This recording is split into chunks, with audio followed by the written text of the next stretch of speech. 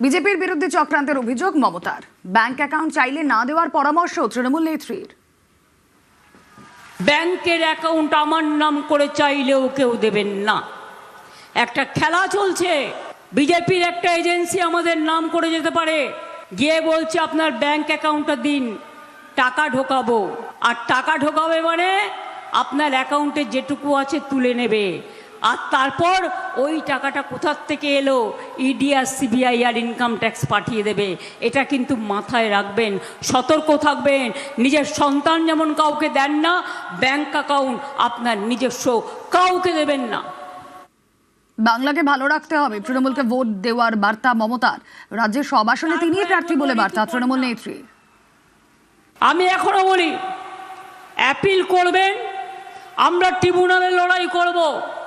মনে রাখবেন, আগামী দিন নিশ্চয়ই আপনাদের নাম উঠবে, কিন্তু পরিবার পরিজনের সবার ভোট যেন বিজেপিতে একটাও না যায়, অন্য কোনো পার্টিতে না যায়, কোনো সাম্প্রদায়িক দলে না যায়।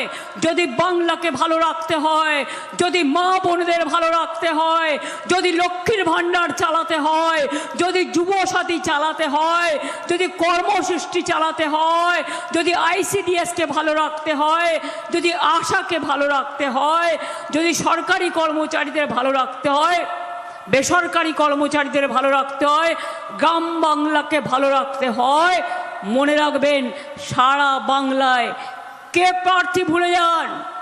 আমার সরকার যদি চান, আমার নেতৃত্বে তৃণমূল কংগ্রেস সরকার, তাহলে প্রার্থী আমি।